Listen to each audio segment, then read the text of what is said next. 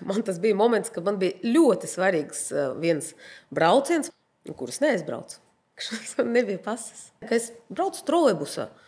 Es nesaprotu, par ko runā cilvēki. Tad es saprotu, viņš jau nemāk, tāpēc, ka viņš nekad to nav darījis. Viņam bija dārziņā sports, vai ne? Viņam bija skolas sports, jā. Parunāsim par sporta pārvaldību Latvijā.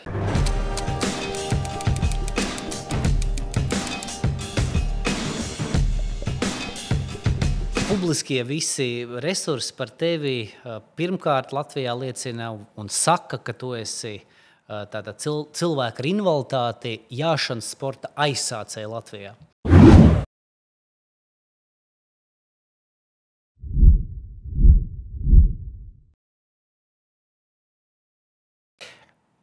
Pirms tevis reāli nekā nav šajā jomā Latvijā? Tieši jāšana un cilvēku ar invaliditāti. Pirms manis noteikti ir cilvēki ar invaliditāti, kas kaut kur jāj, sava prieka pēc vai kaut ko dara, bet viņam nav nekādas iespējas nekur tālāk pavirzīties, jo sporta veida nav. Ir tas pats Rihards Nikus. Es jau viņu nepaņēmu no nulles. Viņš jau jāja ar savu pirmo treneri, jau trenējās, jau kaut kāds bērnu sacensības tur piedalījies, bet viņam nav sacensības, kurās piedalīties, viņam nav izaugsmes iespējas, kurā augt. Viņš neko nezina par to, ka tāda parajējāda vispār eksistē pasauli un tā tālāk. Un tu jau pieminēji, Rihardu, kā jūs vispār satikāties? Es atbraucot uz šejieni, stažējos 1 gadu Vaivaros, ko man sakārtoja mans vīrs, lai man uz šejieni dabūt legāli.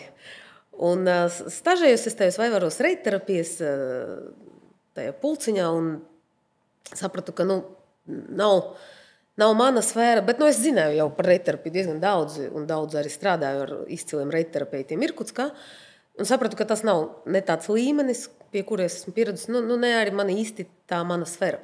Un tad es uzsaku tādu sporta projektiņu. Es paņemu vienu bērnu ar cerebrālu trieku, kuram bija tādi atsaucīgi vecāki, kas gribēja pamēģināt kaut ko tādu interesantu, un no nulles es saku to bērnu trenēt, un braukāt, mēģināt kaut kur Latvijā pastartēt tādos bērnu mačos, kur, 6-gadīgi bērni, 5-gadīgi iet solīšiem, un tad tur ļauj arī manam bērnam iziet. Tur es iepazinos ar Riharda treneri pirmo, Olga Šellere viņai vārds, un tad es iepazinos ar viņu, viņa man pateica, ka viņa tāds puika trenēs, un pamazām es sarīkoju to pirmo Latvijas čempionātu, kur es viņus tad ielūdzu piedalīties. Un tad es arī iepazinos ar to jātnieku personīgi.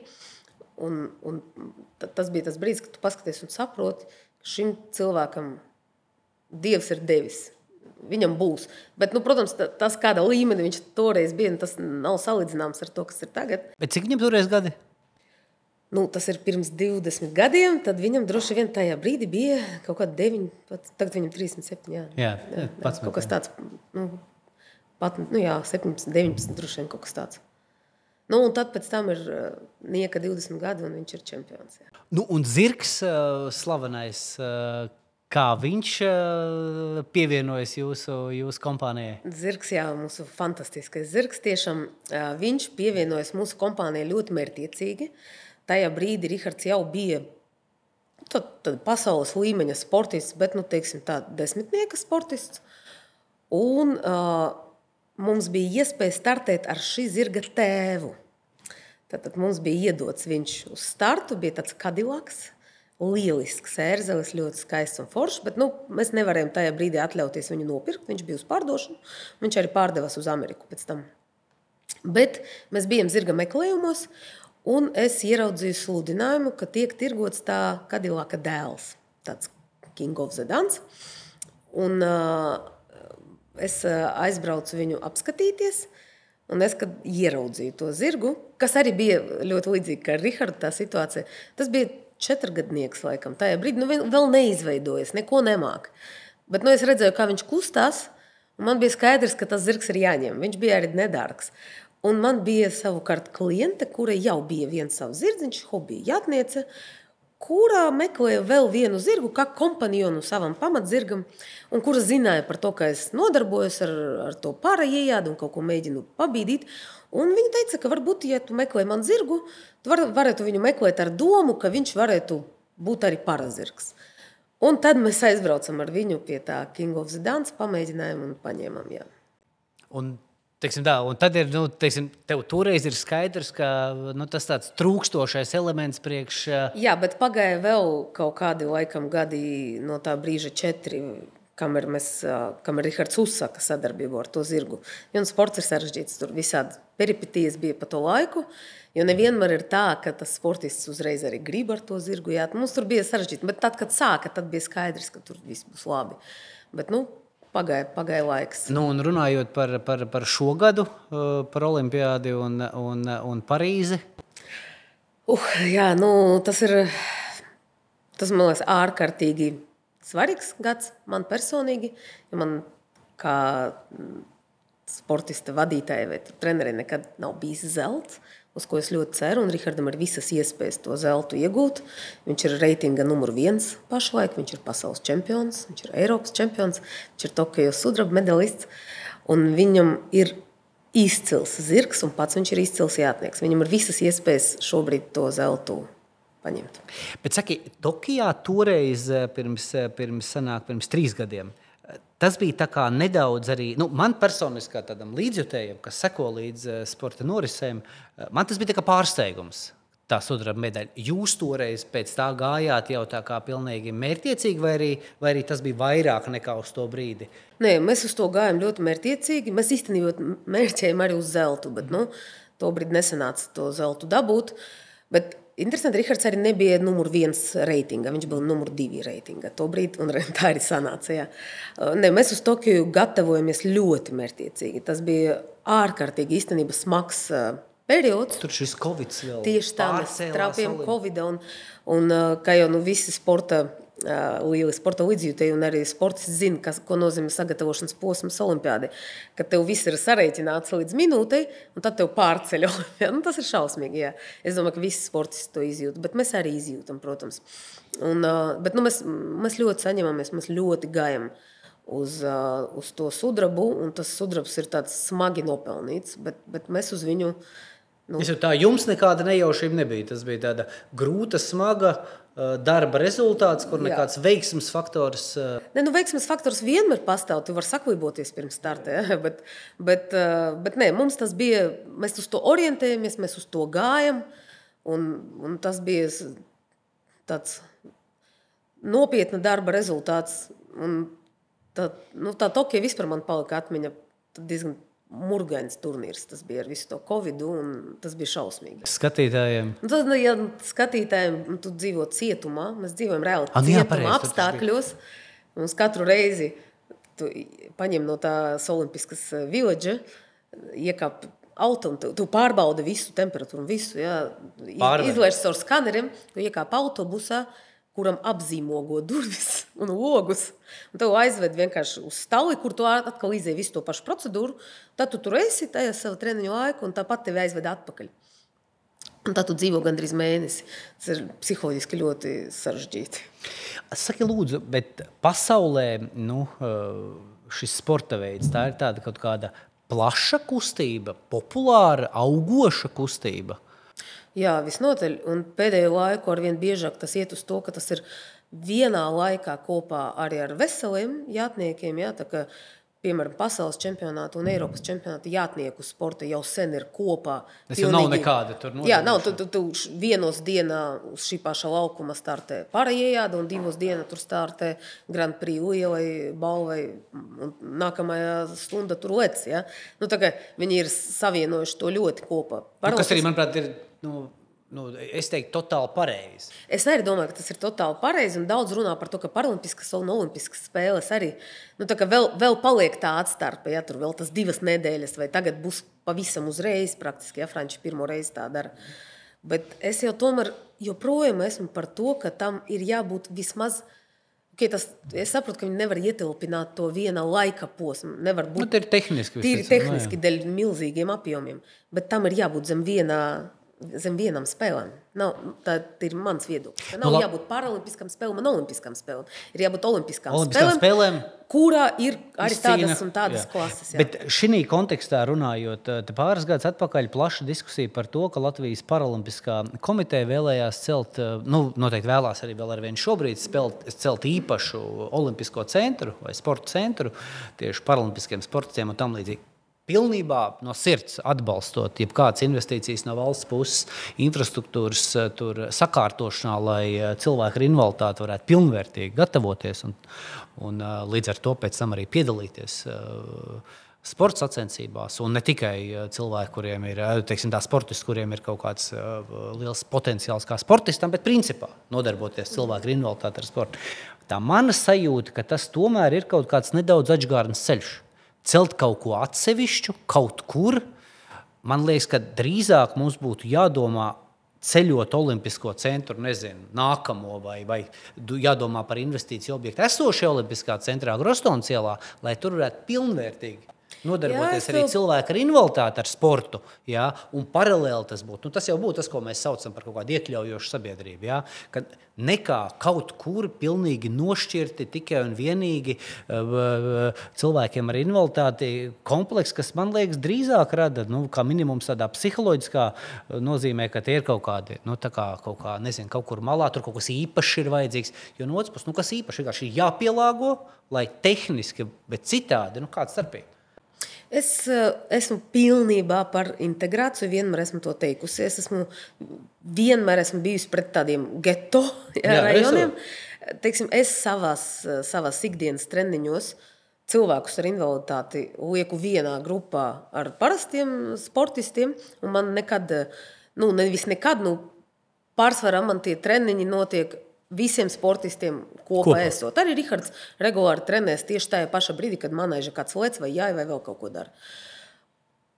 Attiecībā par pieejamību un tādiem sporta kompleksiem, mana vizija ir tāda, ka tu pareizi saki, ka ir jāiegulda nauda un darbs tajā, lai jebkurš sporta kompleks Latvijā būtu brīvi pieejams gan no tehniska viedokļa, ka cilvēks tur var iebraukt, viņam ir ģērbtuves un viņam ir dušas pielāgotas un tā tālāk, gan no tā viedokļa, ka viņam nav iedoti, pēdējie laiki iespējami. Ja? Piemēram, kerlingistiem ir milzīga problēma, viņi trenēs kaut kas tur 10. vakarā.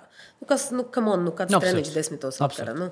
Bet ka netiek šķīrots vienkārši, ja? Ka treniņi ir pieejami visiem, vienos laikos, šodien 10. rīt 2. un otrādi. Ja? Man liekas, ka tas ir pareizākais ceļš, ka tiek integrēta vide un ka tie cilvēki ar invaliditāti trenējas vienlaikus kopā ar cilvēkiem bez invaliditātes. Klausies, pāris mītus pakliedējam par jāšanas sportu kā tādu. Ka jāšanas sports kaut kas nenormāli dārgs. Ir tā vai nav? Atkarīgs, kā jebkurš sporta veids, tas ir atkarīgs no tā, kāda līmenī tu gribi jāt. Priekš hobija līmeņa tā nav. Bērni var jāt, pat nav vajadzīgs savs zirgs, var startēt sacensības. Es to labi zinu. Tas tā nav, tas nav nenormāli dārgs sporta veids. Ja tu gribi kļūt par olimpisko čempionu, tad jā. Bet vispār tāda interese bērniem, vecākiem, lai viņi viņi tā kā pieaug, vai uz vispārējā bērnu skaita samazinājumu krīt? Tev tomēr 20 gadi. Jā, es izjūtu, ka viņi pieaug un it īpaši strauji pēc Covid. Pēc Covid? Jā, tas ļoti interesanti, bet izrādījās, ka tas bija tāds sporta veids, ja tev tajā brīdī bija savs zirgs, kad tu drīkstēji jāt, jā. Drīkstēji jāt, un tev pats vajadzēja. Viņš lobēja. Viņš lobēja jātnieks, jā, es sapratu. Labi. Saki, pasaulē, bet Latvijā, mēs zinām Rihardu, bet aiz viņa šī sporta veida kaut kāds kā potenciāls vai viņa piemērs kā kaut kāds tāds ledlaus, ka vecāki savus bērnus vestu vairāk un, tāds potenciāls tavuprāt nozīmīgs, liels, interese liela? Interese liela un potenciāls ir liels. Cita lieta, ka iespējas ir maz. Nav daudz treneri, kas ir gatavi strādāt ar tādiem sportistiem. Nav daudziem staļiem nav pieejamības infrastruktūras tās pašas, jā, lai varētu to izdarīt. Un joprojām treneru vidū bieži ir aizspriedumi, ka darbs ar cilvēku ar invaliditāti, tas ir kaut kas īpašs. Nezinu, tur vajag kaut kādu specifisku izglītību, apmēram tev gandrīz jābūt ārstam. Bet tā nav. Ja tu esi sporta speciālists ar nelielu pielāgošanu, arī tādos potenciāli bīstamos sporta veidos, kā jātnieku sports, vienalga tas ir iespējams. Tas noteikti jādara un tas noteikti jāpaplašina tā informācija par to, ka tas ir iespējams un ka to var darīt. Man liekas, ka tāds Rihards, viņš, protams, ļoti daudz iedod tieši tā viņa popularitāte, ja, ka īstenībā viņš no cilvēka ar ļoti smagu invaliditāti, kādi ceļi, ja viņam bija pieejami, viņš ir kļuvis par tādu fantastisku, pieprasītu, pilnvērtīgu, pašpārliecinātu sportistu. Tas ir super. Kā tu pati nonāci līdz zirgiem, kā tādiem, interesē par zirgiem, un pēc tam jau arī līdz cilvēku ar invaliditāti jāšanas sportam? Es saprotu, ka tas jau nav Latvijā. Jau Irkutskā, no kurienes tu nāc, tur jau tu ar to nodarbojies. Jā, es atnācu jau ar bagāžu, ar pūru uz Latviju atbraukt. Kā es nonācu? Es dzīvoju pilsētā. Es esmu pilsētas bērns, neesmu no laukiem, Irkutskā. Latvijai daudziem liekas, ka Irkutskā, Sibīrija pie Baikala kaut kāda čuhņa ļoti tālu, bet tā nav. Irkutska ir ārkārtīgi liela pilsēta. Kulturāla pilsēta ar daudziem teātriem, augstskolām neskaitām un tā tālāk. Un es dzīvoju tādā pilsētā, un mana mamma bija žurnaliste, un tētis darbojās rūpnīcā, Viņš bija galvenais mehaniķis, liela rūpnīca. Un es sapņoju par zirgiem, nezinu kāpēc. Es vienmēr sapņoju par zirgiem. Bet nav nekas ģimenē? Nekāda sakara ar zirgiem mums nav bijis nevienam. Es par viņiem vienkārši sapņoju. Un katru reizi, kad mēs braucam uz Baikalu, tur, nezinu, uz vasaru atpūsties, un tu brauc tur burjāti gana zirgus, un tad visai mašīnai bija jāapstājas, bija jāiet palūgt, pamīļot zirdziņu un tā tālāk. Bet man nebija iespējas jāt, jo Irkutska nebija. Vienkārši nebija pieejami. Jātnieku skolas nekādas nebija. Kamēr tā skola atveras, kad es jau biju pusaudze. Sākumā es atradu vienu tādu sievieti, kura Irkutskas centrā muzeja turēja 2 zirgus. Tur bija tāds dekabristu muzejs ar stāvīti. Viņa bija kaut kā sarunājusi, un viņa tur turēja 2 zirgus un pie cirka vizināja ar tiem zirgiem. Pelnīja naudu vienkārši. Tur par sportu vispār runa negāja, bet zirgs tur bija. Es pie viņas iefiltrēju, es strādāju, braukāju līdzi un vizināju tos bērnus pie cirka, lai būtu ar tiem zirgiem. Un pēc tam uz Irkutsku no Krasnojārskas atbrauca trenere, 3-ciņas trenere, un izveidoja uz Irkutskas hipodroma, kas arī bija beigts pēc juku laikiem. Izveidoju to sekciju, un tad es sāku jāt jau tā kā trenēties profesionāli. Un diezgan cik tev tad ir gadi? Tobrīd man bija droši vien, ka kaut kādi 15. Ļoti vēlu, priekš sportistas ļoti vēlu. Es uzsāku šo ceļu.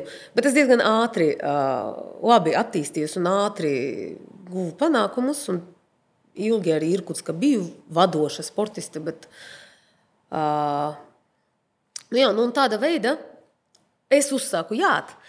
Un mamma atbrauc paskatīties treniņu. Mamma ir vienkārši fantastisks cilvēks. Viņa absolūts ģēnijs, absolūts. Un mana mamma tajā brīdī nodarbojas, viņa vairs nestrādāja kā žurnaliste, jo mēs bijām 3 bērni, un viņa beidza to profesiju, kad māsiņa piedzima. Bet viņa ir ļoti dziļš cilvēks un ļoti līdzjūtīgs cilvēks. Un viņa atvera savu tādu uzņēmumiņu, kur cilvēki ar diezgan smagu invaliditāti šūva Barbijas lellem apģērbus, un mamma viņus vadīja uz veikaliem un deva uz tirgošanu. Un tad kaut kādas kapeikas viņi tur vadīja tiem cilvēkiem.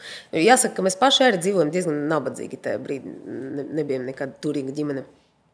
Un mamma atbrauca uz to manu treniņu, un es viņu uzsēdināju uz zirga, pavizināt pēc treniņa mammu. Viņa bija tāda sajūsmā par to, ko viņa izjūta tajā brīdī uzsēžoties uz tā dzīvnieka. Viņa liekas, ka viņa ir atklājusi Ameriku, Un viņa uzreiz padomāja par to, ka kādas izjūtas radītu tas cilvēkam ar invaliditāti, ka viņš uzsēžas uz tā zirga. Un, cik mamma šausmīgi enerģisks cilvēks, viņa atrada 2 ārstus, neirologu un fizioterapeitu, kuri gadu nāca trenēties. Viņai tur radās uzreiz tas projektiņš, un tad mēs atradām speciālu skolu, kas bija ar mieru tādam interesantam eksperimentam pavadāt tos bērnus uz treniņiem. Un tā tas iesākas, tas projektiņš. Mēs īrējam 2 zirdziņus, mamma atrada kaut kādu, caur teitu, vai kam atrada kaut kādu cilvēku, kas bija gatavs tur pafinansēt, tas ir smieklīgi pafinansēt, samaksāt tas īres. Tie daktori strādāja pa velti, mēs strādājam pa velti. Un tad mēs sākam trenēt tos bērnus. Rezultāti arī tiešām bija fantastiski. Un pēc tam mēs uzzinājām, ka tā nav nekāda Amerika. Pasaule izrādās, tas ir sen atzīta un darbīga metode un tā tālāk. Tāpēc es saku, ka man ir ieskats reitterapija, jo es strādāju ar tiešām labiem ārstiem, kur bērniem bija lieliski panākumi, tik ļoti labi. Bet stāsts ir, ka reitterapija nekad nestrādā viena pati. Tas ir kopā ar fizioterapiju un vēl visu kaut kādām terapijām. Bet panākumi bija tādi, ka, piemēram, bērns ir guļošs un viņš sāk sēdēt. Kas mums varbūt no malas vienmēr gribas, lai uzreiz aiziet un skrien krosu, ja? Bet iedomājieties no vecāku viedokļa, kuriem ir guļošs bērns, kuriem ir sēdošs bērns. Tas ir pilnīgi cita dzīves kvalitāte. Tā tas sākās. Bet šobrīd Irkutskā tā izsāktā kustība, viņa turpinās? Tu jau 20 gadus prom. Jā, tas ir apbrīnoju savus vecākus vēl jo vairāk, jo tad iedomājies, esmu vadošs sportists. Mēs ar vecākiem jau uzsākam ceļu uz savu kaut kādu stāvu, uz kaut kādu sporta kompleksu. Mēs daudz gadus arī īrējam muzeja, dekabristu muzeja staļus, kas bija ļoti interesants periods, tiešām fantastisks. Mēs izveidojam komandu, mēs sākam startēt Sibīrijas čempionātos un tā tālāk. Mēs sākam attīstīt to sporta veidu, un es biju tā, kas vada, kas jāj, kas trenē, uz ko tiek orientēts. Un tad es paziņoju mammai, ka es iepazinos ar savu turpmāko vīru, un ka viņš man bildina, un es braucu uz Latviju. Es saprotu, ka man vecākiem droši vien bija šoks. Un tajā brīdī jau tas projekts ir tik tālu, ka mums jau ir iedota zeme, un mēs sāksim būvēt un tā tālāk. Bet, dzīvē viss notiek, kā notiek. Vecāki man arī pilnībā atbalstīja. Man tajā brīdī jau manā pārā sportiste bija iekļuvusi Krievijas izlase, lai brauktu uz speciālām olimpiskām spēlēm. Un tas bija tieši tas gads, ka jūlijā bija tas speciālās olimpiskas spēles Sīrijā. Tas ir cilvēkam ar garīgo atpalīdzību. Un es tajā jūnijā atbraucu uz Latviju. Mums ar vīru bija topošo. Vīru bija noruna, ka es nebraukšu, kamēr es nenovedu to sportistu līdz izlases treniņu nometni, un tad es atbraucu, palaidu viņu treniņu nometni un pati atbraucu uz Latviju. Bet šobrīd viss turpinās? Šobrīd mana māsa, kas ir 6 gadus jaunāka, kas tajā brīdī nepārāk interesēs par sportu, bet laikam apstākļu spiesta. Es atceros, ka, kad es braucu prom, es biju liela sportista, un viņa bija skuķis, kas bišķiņ jāj. Tagad mana māsa ir 3 ciņas sporta meistere, ir atzīta sportiste, atzīta trenere, fantastiska konkura trenere, arī 3 ciņas, kas ir ļoti bīstams sporta veids.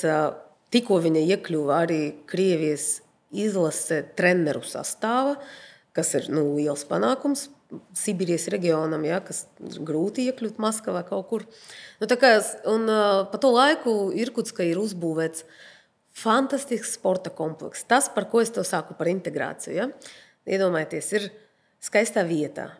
Ir skaists koka sporta stallis, kur stāv smalkie, dārgie zirgi, kur smaržo pēc skaidam, kad man stāsti. Tur perfekta, tīra, ļoti skaista vieta.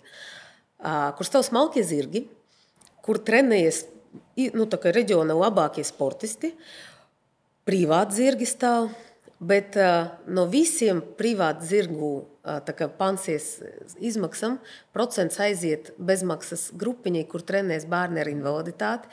Pie viņiem strādā par zirgkopējiem cilvēki, kas kādreiz pie viņiem trenēs ar invaliditāti.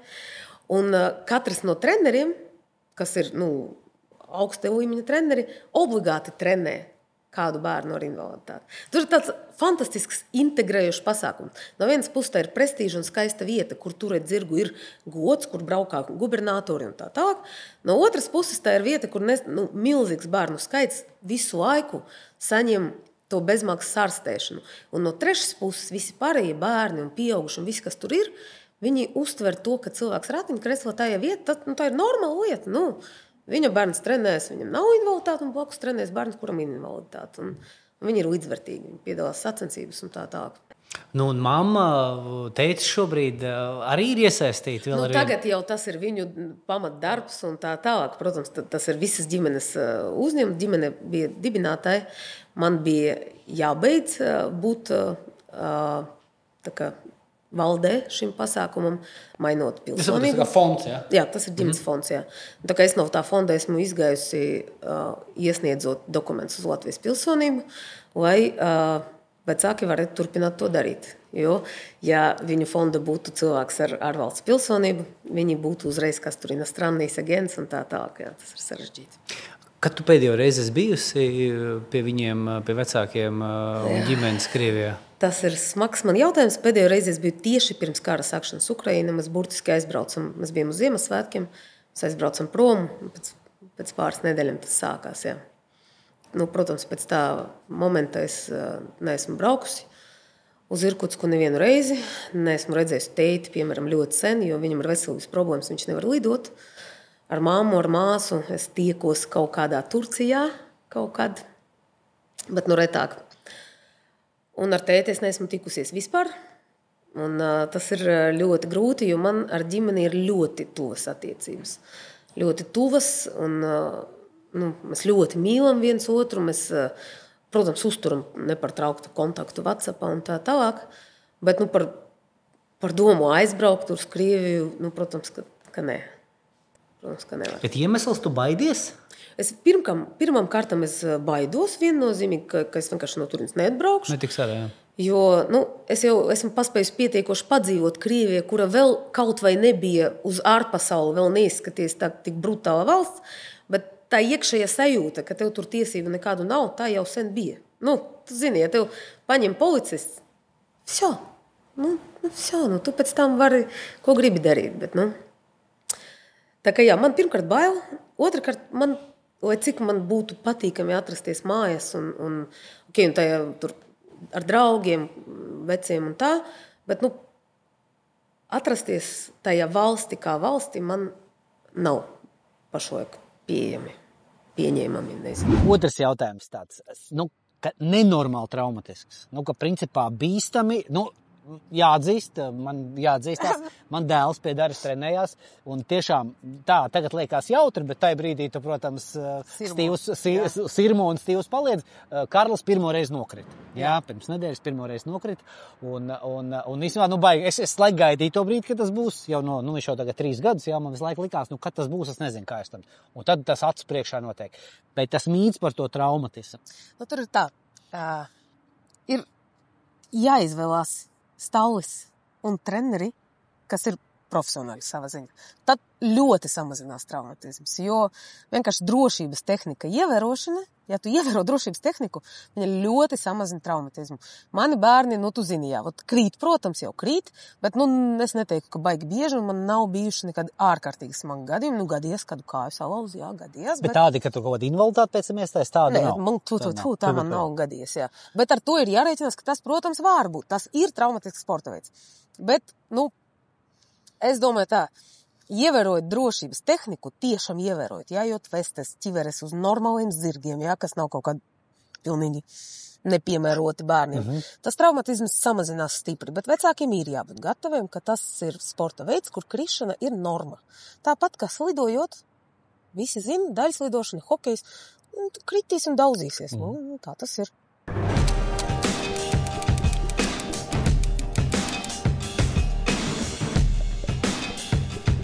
Hei, vai zināji, ka Viršu veikals tagad pašā Rīgas centrā? Ejam iekšā!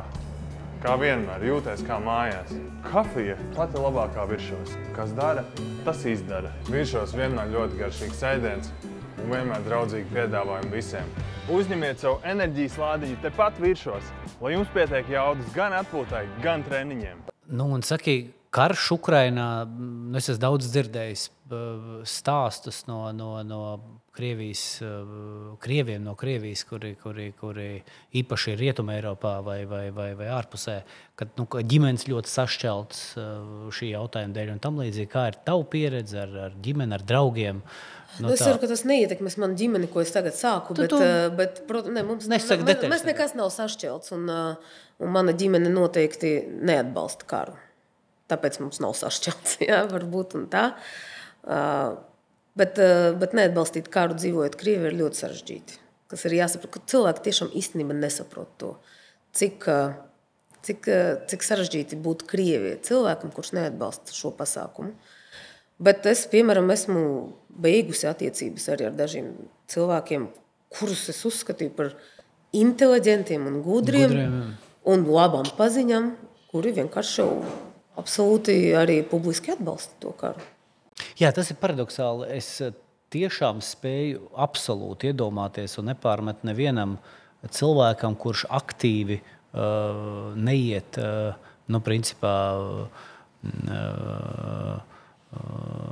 kā minimums uz milzīgiem veselības bojājumiem vai iespējams pat dzīvības apdraudēšanu un neprotestē pret karu Krievijā, dzīvojot Krievijā. Es saprotu. Protams, normāli.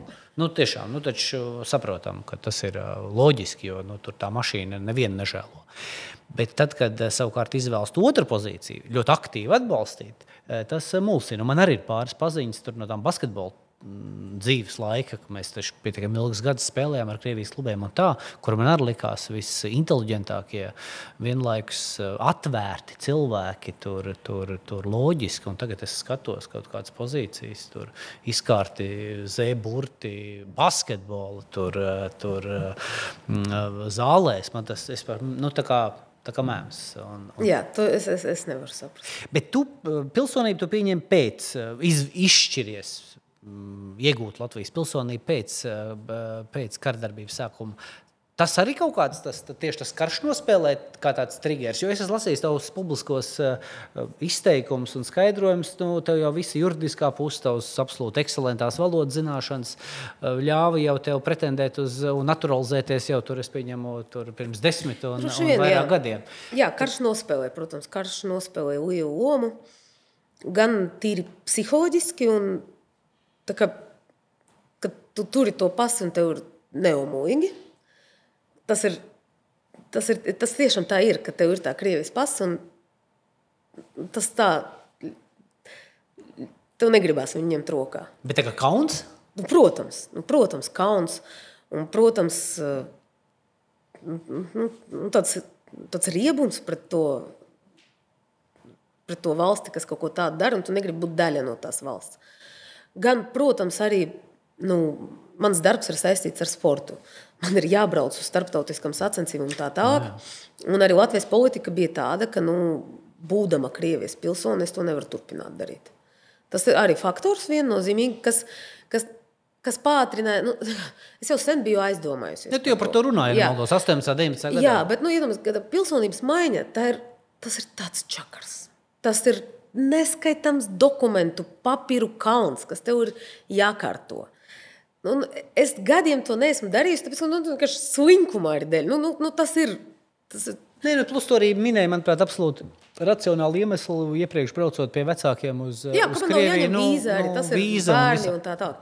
Bet, protams, tas pilsonības iegūšanas process, tas arī ir ļoti interesants. Es esmu daudz dzirdējusi tādas... tā kā pārmetumus, ja, ka sportistiem tur, vai cilvēkiem, kas neatbalsta karu, ko tad jūs tur dzīvojat? Ja? Ko tad jūs turpināt būt Krievijas pilsoni? Jūs pamēģiniet iegūt kaut kādu citu pilsonību. Tas ir man, kurai jau bija tur, kā tu saki, tur juridiska puse, valodas zināšanas, ja? Un viss kaut kāds, godalgas saņemts no šīs valsts. Man tā vienalga, tas prasīja vairāk kā gadu iegūt to pilsonību.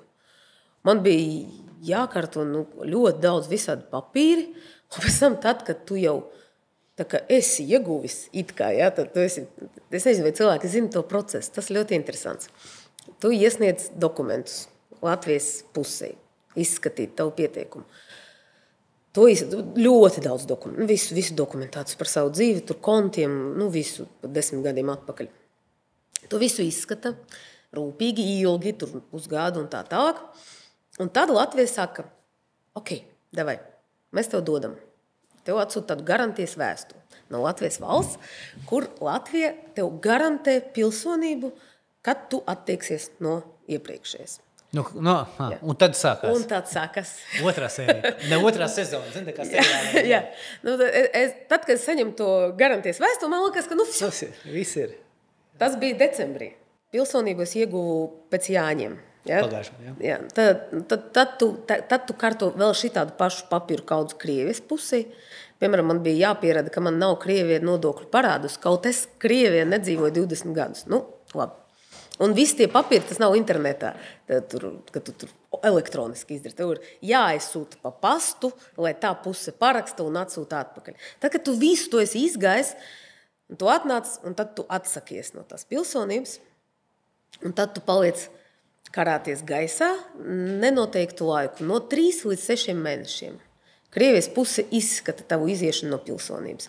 Man ļoti paveicās, man izlaida, jo es esmu dzirdējis, ka tev vienkārši neizlaiž no tās pilsonības. Vienkārši neatbild. Neatbildim visi, jā. Man pēc 3 mēnešiem atbildēja. Bet tad ir vēl viena ļoti interesanta, maza detaļa. Tu uzzini par to, ka tev ir dota iziešana no pilsonības. Kādas 3 dienas pēc tam, kad tas ir tehniski noticis, kad tika parakstīts. Bet tad, kad tas tehniski notiek, visas tur muitas un tā tālāk, tu vairs neesi ar Krievijas pilsonību. Es, piemēram, tajā brīdī atrados Holandes sacensības. Ar pasu? Jā, bet labi, starp Holandu un Latviju bieži vien pasa nav vajadzīga lidojot. Bet ja es būtu atradusies kaut kur citur, protams, tad tev neielaiž vairs šeit, jo neviens dokuments šeit vairs nav esošs, jo viņš ir piesaistīts tai pasai. Tas ir tāds triki jautājums, par ko cilvēki nedomā. Un pēc tam, kas man ļoti pārsteidz, pēc tam, kad tu esi atteicies, aizgājis un atdevis pasi Krievijas un palicis ar dzimšanas apliecību, un tev vairs nav neviena dokumenta. Tāda izrādās, ka tev vēl no rīta tu nevar iet vēl saņemt pasi. Tev vēl ir jāaiziet, nodot zvērestu, ko tu nezini, kāpēc tu nevari izdarīt decembrī. To ir nodot zvērestu Latvijai, un tād vēl to izskata, laikam, ministru kabinets. Un tu vēl kaut kādu nenosakamu laiku dzīvo vispār bez nevienas pilsonības, un tad ir tāds, nezinu, man vienmēr liekas, kāds ir, tā kā jau garantēja, ka tevi ņem, tad tu tā paliec karāt. Ja nepieņems. Ja nenobalso. Jā, nenobalso. Man tas bija moments, kad man bija ļoti svarīgs viens brauciens plānots. Es biju ielūgta uz dzimšanas dienu pie mūsu galvenā sponsora, kas notika Nice, kuras neaizbraucu. Man nebija pasas. Tāds interesants moments, jā, ar to pilsētu. Tu esi kaut kur publiski teikusi, ka tur zirgs, laikam tieši par Rihardu runājot, ka zirga cena no pāris tūkstošiem līdz 200 tūkstošiem. Es pat teiktu vairāk, jā. Jā. Bet tāda, pēc tavas informācijas rīcība esošās, tāds dārgākais zirgs Latvijā? Man būs grūti atbildēt, bet es domāju, ka virs tiem 200 tūkstošiem arī būs tie dārgākie. Bet nekādos tādos astronomiskos miljonos? Laikam, varbūt neratnieki zirgi jau noteikti ir arī astronomiskos. Es domāju, ka tur ir jau pie miljona noteikti, jā. Tā varētu būt. Bet, tādā Latvijas meroga, es domāju, ka Latvijas čempionātos var lieliski startēt ar zirgu zem 200 tūkstoši. Bet, ja mēs skatāmies uz tādu cenu, tad, principā, tur jau gandrīz, tur jau nav, cita versija, nekāds valsts finansējums jau zirgu iegādē nav. Pasaulē ir ļoti reti, mēs paskatīmies jātnieku sportu pasaulē, jā, tur citās valsts, Amerika, nezinu, Vācija, Francija. Tas ir ļoti reti, kad sportisti startē ar saviem zirgiem. Viņi bieži vien startē ar kāda cilvēka zirgu, tas parasti ir līgums, jā. Tā kā sportistam pašam nepieder, viņš tā kā ir. Tā, tas ir bieži vien. Tas ir reti izņēmumu gadījumi, kad sportistiem pieder tie zirgi, ar ko viņi startē. Tāda sporta specifika, jā. Atrodas cilvēki, kas viens otram var kaut ko sniegt. Bet saki, tavuprāt, tu 20 gadus dzīvo Latvijā. Fantastiski, tiešām fantastiski runā latviešu valodā. Tavuprāt, tas galvenais iemesls, kāpēc Latvijā bieži vien arī dzimušiem krievvalodīgiem ir tāda problēma ar to valodu kaut kādā ziņā. Ka tiešām nezinu. Tas ir kas tavuprāt? Vide, kurā ir grūti tā kā apgūt un iemācīties, vai arī kaut kāds tā kā, es nezinu, protests un uzskats, ka tas nav vajadzīgs un tam līdzīgs? Es domāju, ka tas ir apstākļu kopums. Tātad, protams, pirmam kārtam ir jāņem vērā, ka man liekas, ka tā Latvijas politika attiecību uz krievu valodu jau no sakta gala bija kaut kāda ne līdz galam pareiza. Ka tā ka tomēr valodas nezināšana ļoti maz ietekmē tavu ikdienas dzīvi. Man tā šķiet. Ja, cilvēki tomēr turpināja strādāt un nezinot valodu, mācīties un tā tālāk. Man liekas, ka viņai tomēr bija jābūt tādai vairāk aicinošai mācīt to valodu. Nezinu. Tā reforma ar skolām, viņa ir notikusi tikko nesen, viņai vajadzēja notikt pirms 20 gadiem, droši vien tā problēma nebūtu tāda. Otra problēma, ka, protams, diemžēl daudz krieviski runājoši cilvēki, kas šeit ir dzimuši, viņi tā kā dzīvo tā kā ar vienu kāju šeit, ar vienu kāju cita tāda publiskā vidē. Ja? Viņi skatās krievu televīziju, tur klausās krievu dziedātājus. Viņi tā kā nav līdz galam Latvijā, tā kā ar vienu kāju tur, ar vienu kāju tur.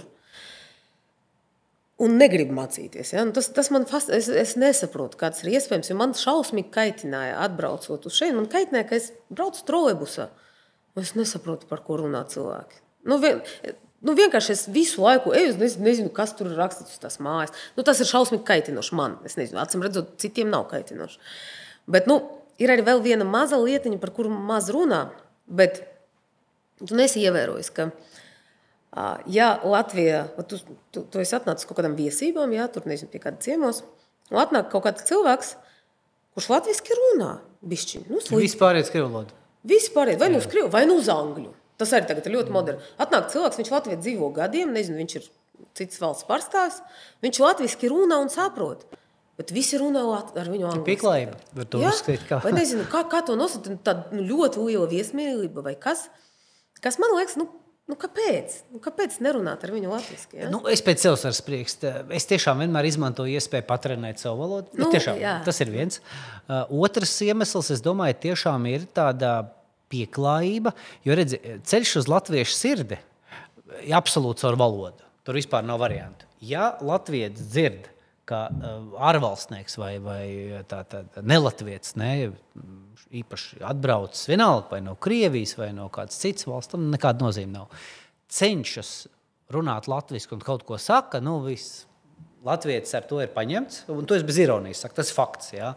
Tas ir uzreiz. Un tad, dabiski, ja tavu sirds ir iekarota ar šo soli, tad tu gribi, un tu ir pretī.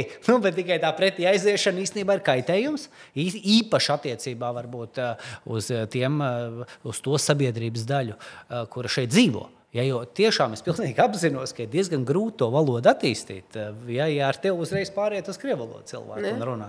Zin kā, un tam līdzīgi, un tur mēs paši grēkojam. Bet iemesls sēž tāds, es domāju, tas iet, bet tur ir ļoti svarīgi, ka tu pamēģināji. Jā, ka pamēģināji, ja kad ir bijis tas centiens, tā kā atslēdz sirdi viss. Skaidrs. Bet arī tā valsts politika, man liekas, ka viņai jābūt bišķiņ stingrākai attiecību uz valodu. Kaut kā stingrākai, bet, protams, pārējais stingrāk. Es nekad nav labi tur kaut ko aizliegt. Bet, kaut kā, nezinu, mudināt, runāt. Es kādreiz polo sacensības redzēju. Es nekad neesmu dzīvē redzējusi, bet es ļoti gribētu īstenībā. Es esmu polo sacensības redzējis vienreiz dzīvē. Es biju Argentīnā un kaut kā man vienmēr, kad es kaut kur aizbraucu, man gribās apmeklēt tos sporta pasākumus. Un Argentīnā skaidrs tur uz futbolu bija, tur Buenos Airesā. Un tā skaitā hops polo sacensības. Vispār nenormāli kruta, tu aizbrauc tiešām. Pēc tam es biju uz kaut kā tur tā čempionāta, kas tur tāda nozīmīga spēle, nevis tur vienkārši izklaidi. Tur tā, bet viss tas žanrs, tādi galdi apklāti ar baltiem galdautiem. Tur nedaudz šampanies. Jā, tieši tā kā filmās rāda, tā arī ir. Bet pats tas sportveids nežēlīgs, protams. Viss tas karsts arī diezgan, tur kaut kāds atceros 30 grādu. Visādi. Tas, ko es sapratu, ko es vispār nebija nekāds priekšstats, vienas tās spēles laikā tie vadošie džeki, viņi nomaina 3, 4, 5 zirgus. nodzer, principā, jā, piebrauc, Zirgs nevar nolec, to izturēt, jā. nākamais. Man likās, ja kāds tur ir, ja vispār domā par dzīvnieku aizsardzību, tas bija, nav tā. reāli, tas sporta veids, bet es tiešām iesaku, tādā ziņā jau, protams, un tie zirgi arī, tur pirms tam tāda abrīnošana, jā, pats tas, kā sacīt. Man baigo iespēju atstāja, tagad jau būs kaut kādi 11 gadi pagājuši, kopš tas tur bija, man baigi spēcīgs tāds sajūta, tā kā iesaku, jā. Es jau daudz kur ir, bet es Argentīnā Wishlist. Jā. Tas runājot par tiem mērķiem, jāsaka, kā sev izklaidēt.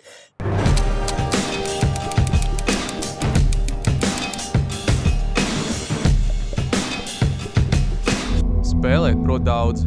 Laukumā visu izšķir detaļas un nianses. Katrā uzbrukumā, katrā aizsardzībā. Jo augstākā līmenī tu spēlē, jo likmes un prasības ir augstākas. Mēs strādājam dienu no dienas, gadu no gada, lai slīpētu katru sadarbību, saspēli un metienu. Tikai tāpēc mēs uzvaram. Rietumbanka kvalitāte nekad nav nejaušība. Šobrīd tā lielā laikam jālieto vārds jezga saistībā ar tiem cilvēkiem, kuriem ir Krievijas pilsonība, kas pastāvīgi dzīvo Latvijā, kuri nenokārtoja to valodas eksāmenu, tur gadi pietiekami daudz, un tad viss tā diskusija par to, kā izraidīšana no Latvijas un tam līdzīgi. Kā tu uz to raugies? Es domāju, ka tiem cilvēkiem ir jādod, piedāvā viņam vēlreiz kursus, vēlreiz jāļauj pārkārtot. Varbūt ir, ja tie ir tur virs 70, 60 gadu cilvēki, varbūt, uztais viņam minimālākas kaut kādas zināšanas, kaut kā pazemina prasības vai kaut kas tāds, jo es neticu, ka tie ir 20-gadīgi cilvēki, ja, kas Latvijas. Tas nepazīst. Izrādīt no valsts, tas īstenībā bija tas, no kā es ļoti baidījos, kamēr man vēl bija tikai uzturēšanas atļauja. Iedomājies, man šeit ir 2 bērni, ģimene. Tagad man pasaka, sorry, mainījies kaut kādi noteikumi. Bet it kā šķiet, ka tas nevar notikt. Bet tas šī laikā viss notiek. Viss var notikt. Visās pusēs viss notiek. Tas ir šausmīgi, tas ir ļoti nežēlīgi. Un tas ir, man liekas, tas pret to cilvēku nav līdz galam pareizi, nav godīgi. Jo viņam ir acīm redzot, nepietiekoši daudz prasiet no viņa to valodas zināšanu. Prasiet vēl. Liedziet viņam apkalpošanu poliklinika. Viņš iemācīsies 3 vārdus. Ja viņš nevar atnākt poliklinika un doktorai recepti paprasīt 60 gados, mēs visi tur aiziesim ap to vecumu. Tad viņš mācīsies. Jo cilvēks var iemācīties valodu, man liekas, ka jebkurā vecumā. Tas gan nav pareizi uzskatīt, ka ja cilvēkam ir pāri 50, tad nav ko no viņa gribēt. Var iemācīties, jā. Īpaši, ja mēs runājam par kaut kādu basic līmeni. Jā, es domāju, ka vienkārši ir jāuztais tādi apstākļi, lai cilvēks to valodu mācās, būdams Latvijā. Un viņš viņu iemācīsies. Bet izraidīšana, tas ir ģimenes šķelšana, tas ir milzīgi, tas ir slikti, manuprāt. Tu kaut kad pagātnē, pirms kara izteicies, ka tu Latvijā faktiski nekad neesi jutusi tādu kaut kādu attieksmi negatīvu par to, ka tu neesi latviete, bet esi krieviete. Tu minēji laikam kaut kāds 2 gadījumus, ka vispār tavā 20 gadu pieredzē. Šajos pēdējos 2 gados ir kaut kas mainījies kopš kara sākuma? Nē, es joprojām nekad neesmu izjūtusi nekādu sliktu attieksmi vai savu tiesību ierobežojumu vai jebko tādu sakarā ar savu nacionalitāti. Arī tagad, kara apstākļos, es neesmu izjūtusi. Es gan diezgan uzreiz arī definēju savu attieksmi pret to karu. Bet kaut kas man izkrita no galvas, ko es šajā sakarā gribēju pieminēt. Par to attieksmi, jā. Bet es neesmu, varbūt atcerēšos pateikšu, es neesmu izjutusi neko sliktu sakarā ar savu nacionalitāti.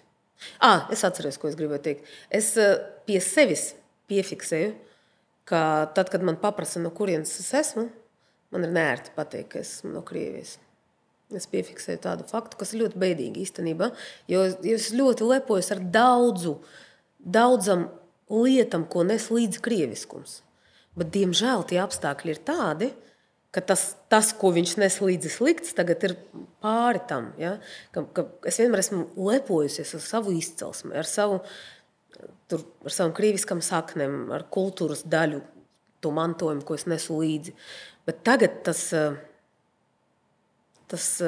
tā apziņa, ka milzīgs procents manu bijuši, manas dzimtenes cilvēku vienkārši arī reāli atbalsta šo karu. Tas man vienkārši gremdē. Tu daudz seko līdzi vispār Krievijā notiekošajam tādā, gan politiskā ziņā, gan visādi. Restīvi, tev tā kā interesē, kas tur notiek? Es nesekoju līdzi, un es nezinu, vai es nesekoju. Nav tā, ka man interesē, kas tur notiek, man tur ģimene. Bet es kaut kā baidos pa daudz par to visu lasīt un sekot līdzi. Es nesekoju, bet man vīrs gan ļoti seko, viņš man atstāsta, kas tur notiek un tā tālāk. Bet ne, es pati nesekoju, bet es vispār neesmu tas cilvēks, kas baigi seko līdzi politiskam lietam gan Latvijā, gan Krievijā, gan pasaulē. Es neesmu bišķiņ, tā nav līdz galam mana sfēra. Vēl viens tāds pavisam jautājums it kā no ārpus tēmas. Tu Ziepniekkalnā dzīvo, vai ne? Jā, man tā likās, kāds man bija teicis. Tava sajūta un doma, kad vispār mēs runājam par kaut kādiem sporta infrastruktūras objektiem. Es esmu tiešām pārņemts ar tādu, nezinu, man tā kā tāda apmātība, man liekas, ja mēs kaut kur būvējam kaut ko nozīmīgu sporta infrastruktūras kontekstā. Īpaši kaut ko tādu, ko mēs ceļam vai varam atļauties uzcelt reizi, nezinu, tur 50 gadus. Šobrīd aktuāla diskusija Nacionālais futbola stadions. Tur Lucavs savu, manuprāt, traka ideja. Šī vārds sliktā nozīmē traka, nevis tāpēc, ka traka forša, bet tāpēc, ka man liekas, ka, ja ir nepiemērot vieta, kur celt. Es varu iedomāties sastrēgumu braucot uz futbola spēles. Man doma pa Ziepniekkalnu. Tavu pirmā reakcija kā Ziepniekkalniecei? Man jau liekas, ka jebkura sporta infrastruktūras būvniecība, kas var piesaistīt bērnus sportam, tas ir super, un tas ir jātaisa tur, kur tie bērni ir. Ziepniekkalnā ir ļoti daudz bērnu. Ziepniekkalns ir pieejams, man liekas, īstenībā viegli pieejams ar sabiedrisku transportu no Rīgas, no Jūrmalas, no tur visas tās Pārdaugavas puses. Ja? Turpat tās Jelgava, Ozolnieki, turpat Mārupu pārceļam. Īstenībā tā ir laba vieta, un Ziepniekkalnā, man liekas, ka arī tā, varbūt rajona kultūra varat celties bišķīt viņu tādai būvei tur ienākot. Jā. Ļoti laba lieta. Pēc tam tur zināšanai Rīgas doma pirms gadiem, 10-15, tur izrādās jau ir norezervējis Olimpiskā sporta centra būvniecībai, tur, un tie mazdārsiņi tagad sanāk, to vietu tur pašā galā, tur sanāk, tur pat ir norezervēta zeme, vienkārši ņem un cel. Tad jāņem un jāceļ. Jāņem un jāceļ. To mēs arī novēlēsim Rīgas domniekiem. Parunāsim par sporta pārvaldību Latvijā. Tagad mums tūlītās mainīsies Olimpiskās komitejas vadība. Tas vienmēr ir kaut kāds mirklis, kad ir kaut kādas, tur cerības, diskusijas un tam līdzīgi. Zinu, jūs patās Jātnieku federācija izgājāt cauri, cik tad mēnesi pusotrā atpakaļ, izgājāt revolūcijas mēģinājumā. Līdz revolūcijai jūs netikāt. Tava sajūta kopumā, mums kaut kas izdosies ar to sporta pārvaldību. Mēs esam kaut kādā tur, no savas prizmas domājot par Jātnieku federāciju. Labi, neizdevās revolūcija, bet tomēr tā sajūta ir, būs, ja ne šobrīd, tad pēc gada. Jo man dažbrīd liekas, ka mēs, ja sportiskajos sasniegumos kopumā skatoties, kaut kādā apbrīnojamā kārtā, man dažreiz šī valsts tiešām no sirds pārsteidz, kad liekas, ka par spīti kādam totālam sistēmiski atbalsta trūkumam, pagājušajā gadā gan hokejs, gan basketbols, tur stipri virs tādas cerētā un varbūt pat reālā iegūst. Un ne tikai, es negribu izcelt, tiešām daudz kur. Bet tā sporta pārvaldība, tā mana sajūta ir, tā kā pa spirāli tikai uz leju. Es atceros, es ienācu sportā vēl Vilnis Baltiņš. Olimpiskās komitejas prezidents, mums bija leģendāra figūra, tur izveidotājs, atjaunotājs Olimpiskās komitejas visi 90. gadi. Ja. Tad jau nākamā paudze nāca, jau man likās jau bišķi švakāk pret Vilni, bet man likās, labi, bet Vilnis arī bija tur, bez 5 minūtēm tur sokā šaurajā lokā.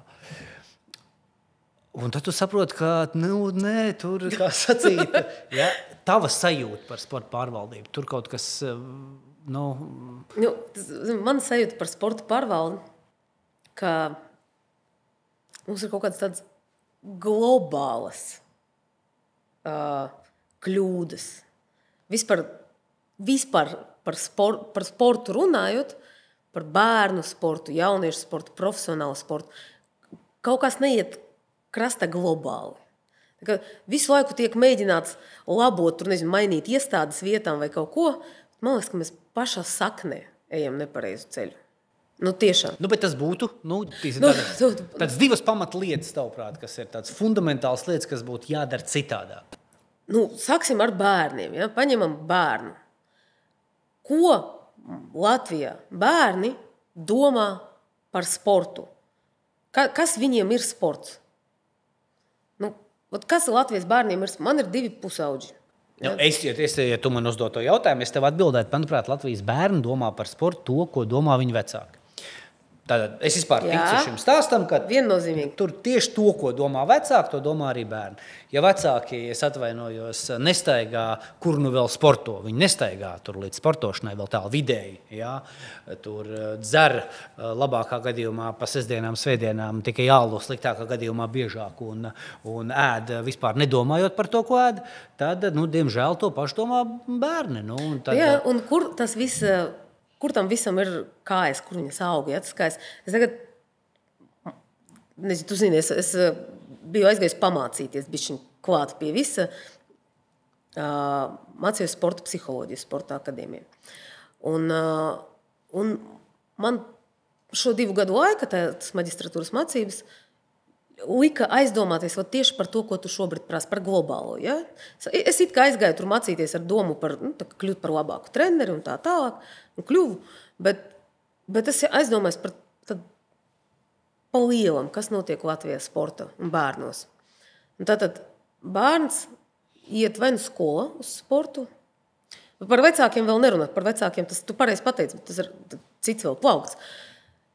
Viņam neviens neprasa, kas viņam patīk sportā. Ja, viņš atnāca uz skolu, viņam ir jāspēlē tur volejbols, jāskrien cross un tā tālāk. Ja viņš iet sportā kaut kādā skolā, sports ir, zini, kas Latvijas? Sports ir darbs. Strādā, pildi normatīvus, nes uzvaras un tā tālāk. Visi tie paši hokejisti un tā tālāk. Viņi toči par spīti ir kļuvuši tik izcili.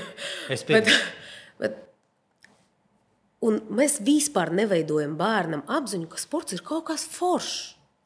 Ka sporta ir jautri. Sporta ir draugi. Sports ir spēle. Nevis sporta spēle, bet tā ir spēle. Tas ir jautra vide, kas tev patīk. Un ja tas bērns augtu ar šādu apziņu par sportu, tad viņš pusauģu gados, protams, vispirms ar draugiem uzpīpētu, bet pēc tam aiziet uzspēlēt basīti kaut kur. Jo tas ir tas, pie kā viņam tas ir vide. Un tad izaugot, viņš kļūtu par tādu tēti, kurš ar bērnu pasaka, vai mazais aizējam, es paspēlēšu ar večiem basītē, jūs tur paši savu futeni vai kaut ko, ja? Vai kurš aizietu, orientēšanās ar mežā, ja? Vai vienalga kādā sporta veidā. Tu ideālo pasauli aprakstīji, arī man. Kas ar ko būtu jāsāk? Tas pirmais solis valstī. Mēs skatāmies, valsts ir tāds, kā lai saka, indikātors vai katalizators, kas varētu to procesu uzsākt. Kas tagad pie tās situācijas, kurā mēs esam, pret to situāciju, kur tu aprakstīji, lai pirmo soli spērtu? Kas tavuprāt būtu valstī jāizdara? Ja ievieš, nezinu. Tātad par tādām pārvaldības struktūram. Tur tu zinās stipri vairāk par mani, ja es neesmu tik zinoši. Bet es pieļauju, ka tur noteikti ir vajadzīgas izmaiņas. Ir noteikti jāpaizglīto tie cilvēki, kas ar tiem bērniem strādā. Gan skolās, kuras patiesībā nes kāpēc skolas sports vispār netiek uzskatīts par sporta nozari. Tas ir tā kā... Kas izmā pilnīgs absurds. Vai ne? Jā, protams. Ir. Jo tie, kas strādā skolā, sporta skolotāji, bieži, ir arī izcili. Bet bieži vien, tas ir atvainojums, man ir bijis... bērniem vismaz sākuma skolas, nekas labs tur nebija. Bet klausies, labi, arī par programmu, tu par skolotājiem vairāk, bet es par programmu, es nesaprotu reāli, vienkārši neaptveru, kāpēc fiskultūra sevi ietver iemācīties sporta spēļu noteikumus. Klausies, tas ir kaut kāds... Piemēram. Man vispār liekas, manuprāt, fiskultūras stunda, man ideālā pasaule. Pēc tam es domāju, ka viņi diezgan viegli ieviešam. Tā man ideālā pasaule būtu, ja tikai nonāk pie tādas stiprākas varas vismaz kādīs brīdi. Tātad no 1. līdz 7. klasē sporta stunda ir katru dienu 40 minūtes. Pie tam tur nav jābūt vienai klasē atsevišķi. Tur pa 2-3 klasēm kopā reāli elementāra vingrošana. Jā. Elementāra vingrošana no rītiem. Jo saprot, tad, kad es saskaros savā jomā ar situāciju, ka atnāk 7-gadīgs, 8-gadīgs puika, vai meitene kāds starpība, un uz kaut kādu sportu, kad sāks nodarboties sportu, atved pie treneru, un tas bērns nemāk pietupties. Un saprot, nevis nevar, kas viņš nekad to nav mācījies, jā. Un tad es saprotu, viņš jau nemāk, tāpēc, ka viņš nekad to nav darījis. Viņam bija dārziņā sports, viņam bija skolas sports. Saprot? Un man liekas, ka vienkārši no 1. līdz 7. klasē katru rītu, 1. stunda, pa 3 klasēm kopā, es ļoti atvainojos, jārā no -20. Mierīgi ārā, no rīta, elementāri, pietupieni, un tas, manuprāt, iedotu gan tādu kaut kādu sajūtu kopīgāku, arī emocionāli, bet galvenais kaut kāds pamatlietas, kādi noteikumi, kādi basketbola noteikumi. Ja cilvēki interesēs basketbols, viņš aizies uz sporta skolu, tur viņam iemācīs noteikumus. Ja viņam interesēs tikai noteikumi, viņš skatīsies pa televizoru, ātriem, priekš kam? Paskaties, es esmu cilvēks, kas ir sportojis ļoti daudz savā dzīve. Es arī tagad sportu, man gan darbs ir saistīts ar sportu, tīri darbā dēļ kustos daudz, un man kustība patīk kā tāda. Gan es papildus sportoju, bet es esmu bastojusi skolu sportu vienmēr. Bet kāpēc?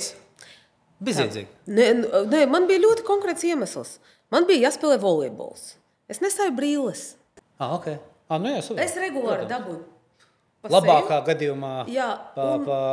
gadījumā tu izgāzi komandas spēli, sliktā gadījumā dabūja bumbu. Jā, un man nekad nav padevies bumbas ķeršanas, neviena spēle, kas ir saistīta ar bumbu, man no bumbas ir bail.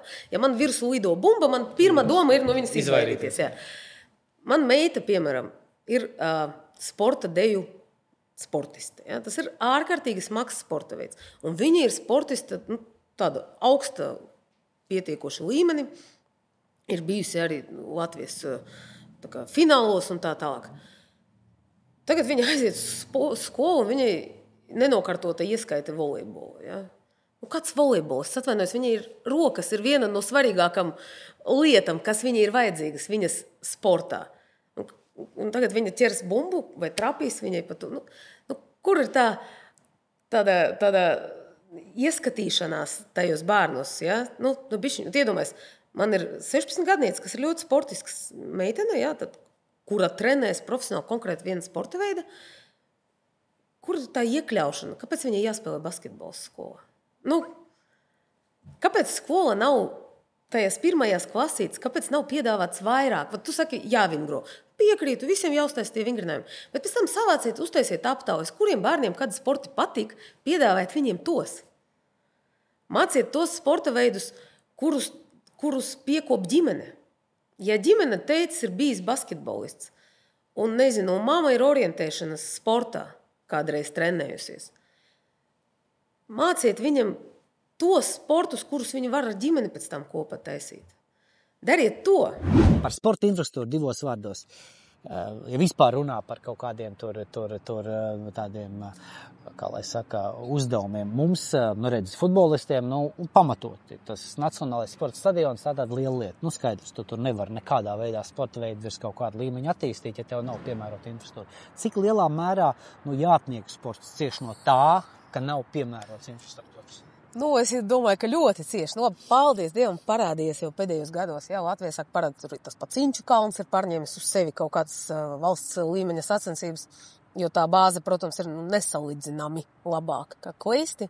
Tas ir vienkārši sāpīgi. Bet kas liekas, jātnieki vai ar jātnieku, jāšana sporta saistītie, ietekmīgi, bagāti, Kāpēc nevar izlobēt? Kāpēc tur nav tas polo? Kāpēc tur nestāv polo balti varbūt galdaudi un dāmas cepures? Bet tas, ka tur varētu izlobēt un uzbūvēt, man liekas tāds darīšanas jautājums. Kāpēc ne? Tavuprāt? Tas bija viens no lieliem iemesliem arī tai mūsu neizdevušai revolūcijai, tieši tā kleistu bāze un kādā veidā viņa attīstās un kādā veidā tas bremzē īstenībā federācijas attīstību kā tādu. Jo, kā mēs zinām, federācija jau ir sabiedriska organizācija visai valstī, nevis vienai vietai. Un tur ir tāds nesaprotams jautājums, tie kleisti, tie federācija no viņiem iegūst vai zaudē uz viņiem, jo tur tā pārvaldība ir ļoti dīvaina tajos kleistos, un tas skats, kāda kleisti atrodas, ir briesmīgs. Es tur teikšu godīgi, es tur pēdējo reizi biju gadus... Atcies bija iekšlietu ministra Linda Mūrniece. Viņai bija zirgi arī tā tēma, viņa mūs tur vienreiz saicināja, tur kolēģis no Saeimas. Es domāju, gads 15 atpakaļ. Varbūt pat nedaudz vairāk. Un man likās, ka toreiz ir švaki. Tā, tiešām. Tur tāpat arī ir. Tāpat nav, visticamāk sliktāk. Un vēl viena lieta arī, kas man, kā treneri, ko es ieviesu to arī īstenībā šo mācību rezultātu, es paskatījos bišķiņ arī savādāk uz saviem sportistiem. Jo man vienmēr liekas, ka es biju vienmēr laba treneri. Jau no paša sākuma. Man vienmēr ir interesējis tas sportists. Bet, tu treneris, kad tu audz un tu noiet tas paudzītas, un tad tu skaties vairāk, kas man liekas svarīgākais kā trenerim, jebkurā sporta veidā. Vai skolas sports tas būs, vai profesionālais sports. Man liekas, ka svarīgākais ir, lai tas tavs bērns, kuru tu trenē, izaug par cilvēku, kurš zina, ka viņam izdosies. Ja viņš piepūlēsies pietiekoši, viņam noteikti izdosies. Kurš zina, ka viņš ir malacis un labs, ka viņš to dara, kuram sports patīk pēc būtības, viņam patīk kustība, un ļoti vēlams, lai tu viņam, protams, iemāci arī kaut kādas prasmes, tajā konkrētajā sporta veidā. Tāpēc es visiem saviem bērniem, kas pie manis trenēs, jātnieku sporta, es pilnīgi pieprasu no viņiem. Es viņam saku, viņi uz treniņu var nenākt, ja viņam nebūs vēl viens sporta veids papildus. Un tas var būt jebkas, kas viņam patīk. Man ir specifisks sporta veids, jātnieku sports, bet tas var būt volejbols, basketbols, tenis, peldēšana, vienalga. Bet viņam ir jābūt vispusīgai attīstībai tam bērnam. Pirmkārt, tas dod fizisko formu, kas ir ļoti svarīgi jātnieku sporta, vajag papildus fizisko. Otrkārt, tas dod bērnam vēl vienu iespēju. Es būtu priecīga, ka būtu vēl 2 sporti. Lai viņš var izvēlēties. Lai viņš ir pamēģinājis visu, kamēr viņš ir mazs. Lai pēc tam viņam ir iespēja vai palikt par profesionālu sportistu kādā vienā no tiem sportiem, vai kļūt par cilvēku, kurš brīvdienas nevis dzer toaliņu, bet iet ar bērniem un sporto. Un pēc tam iedzer vīna glāzi. Ja? Un līdz ar to tad tur ir visi tie benefiti valstī. Tālāk viņš tur ilgāk dzīvo, viņš vairāk pelna un mazāk terē valsts budžetu, tur slimnīcā un tā. Ja? Viss tas sākās ar to vienu bērnu. Viss pilnīgi cita valsts izaugsme. Ja? Vairāk nodokļu, mazāk terētāju. Tikai no tā, ka tas bērns ir iemācījies būt veiksmīgs, ir noticējis, ka viņš var. Man visi bērni manos treniņos, viņi visi zina, ka viņi var un viņam izdodas. Kāpēc viņi to zina? Tāpēc, ka par katru vēlmi izdarīt pareizi, es viņu vienmēr paslavēju. Es domāju, ka tā ir milzīga problēma. Mums gan sporta skolotājas skolā, gan sporta treneri ļoti maz slavē bērnus. Ļoti maz. Mēs gribam, lai tie bērni neskāpēc strādā smagi, cieš sāpes un turpina iet. Un mēs nepaslavējam viņus ne par ko. Man ir bijuši tādi bērni, kuriem nav dots tik ļoti no dabas. Vienkārši nav dots vispār ar šo sporta veidu, ne ar vienu sporta veidu nodarboties. Tik tīzels. Un tad tev reizēm jāizdomājas, tev jāpadomā, par ko lai tu viņu paslavē. Jā, lai nebūtu arī tā melošana vai tāda lieka. Jā, tu nevar, tas jau tā nestrādā. Jāslavē par piepūli. Bet man vienmēr ir atradies, vienmēr var atrast, vienmēr var iedot tādu uzdevumu, ko viņš mazliet piepūloties izpildu un par to paslavēt. Un es nezinu, tu neticies, cik tā viena uzslava var uzlabot nākamo treniņu. Viņš aizies un gribēs to darīt vairāk un vairāk. Un man īstenībā ir vairāki tādi bērni manā karjeras laikā, kā treneri, kuri vairs sen netrenēs pie manis. Jo es bērnus trenēju līdz zināmam līmenim, un tad es viņus laižu pie tālāk, pie konkrētākiem jau konkrētāko augstumu treneriem vai nozares treneriem. Man ir tādi bērni, kurus es vienkārši tagad redzu, ka viņiem ir jau 19, 18. Es Facebook kaut kur redzu, ka viņi ir tur nostartējuši, tur bijuši kaut kāda sporta nometne. Un tā bija, piemēram, tāda meitene, man bija, skaties uz viņu pirmo pusgadu. Vienkārši, kā lai es viņai kaut ko iemācu? Vienkārši, nav iespējams. Viņa bija tīzla fiziski. Vienkārši apaļīga un nekas nepadodas. Viņa nebija ritma izjūtas nekādas. Viņa nevarēja saprast, kā tur uz tā zirga atrasties viena ritma. Tagad viņa startē metriņus, startē tādu, hobiju līmeni. Viņai vienkārši 19 gadi, un viņai hobijs ir sports. Tu saproti? Šitai meitenei, kurai neizskaties, ka jebkāds saistība ar sportu būs. Un viņa kļūs par tādu mammu, kuras bērnam arī būs hobijs sports. Bet saki, iemesls kāds galvenais, lai cik tas triviāli un varbūt nodrāsti neskanētu, tur mums viss tas padomju domāšanas mantojums vēl visā ir laikam, jā, ir ļoti. Viņš ir sācis vai kustēties. Es tā parunāju tagad ar jauniem treneriem, tipaši tad jaunieši, kas sāk trenēt. Viņam ir mazliet savādāka tā pieeja. Jau kaut kas ir savādāk. Bet mums ir milzīgs tas klāsts līdzi atnācis. Milzīgs. Tāds, ar tā pārvaldības sistēmu runājot, man viens no svarīgiem darba aspektiem ir tā naudas piesaiste saviem pārasportistiem pagaidām. Ja? Piemēram, man ir visu laiku jāpiesaista ļoti daudz naudas, lai viņi vispār varētu startēt. Jo Latvija nevar startēt, it īpaši šajā sporta veidā, bez naudas, no way. Bet kā tu viņu piesaisti? Kāpēc valsts nav tāda, nezinu, tāda, es neesmu politiķi un neesmu ekonomisti, bet es tā uz dūlapas un tāda ekonomiska tāda politika, ka jebkurš cilvēks, fiziska persona vai juridiska persona, ja, tur kāds uzņēmums, ka viņš var daļu samaksāt nodokļos, bet var ziedot sportam, piemēram. Ja, nezinu. Viņš 10% no visa, ko viņš maksās valstī nodokļos, mēs visi arī pašnodarbinātie maksājam nodokļus. Viņš tos 10% var noziedot jebkādam sporta veidam. Un ka tā noziedošana ir viegla, nevis tev caur 55 organizācijām. Šobrīd jau it kā ir, bet tagad tu pareizi saki, tur ir visi šie sabiedriskie labumi, tikai ja tu dali peļņu. Un tad tu vienkārši aizēji pie cilvēka, saka, kas es tu tur gada beigas maksās tāpat? Davai noziedot 10%, tur, nezinu, bērnu izlasī. Taču noziedos. Noziedos ļoti daudz. Un valsts tiks vaļa no ļoti lielam, tam mūžīgi ir problēma, ja, ka sportam ir pa maz naudas.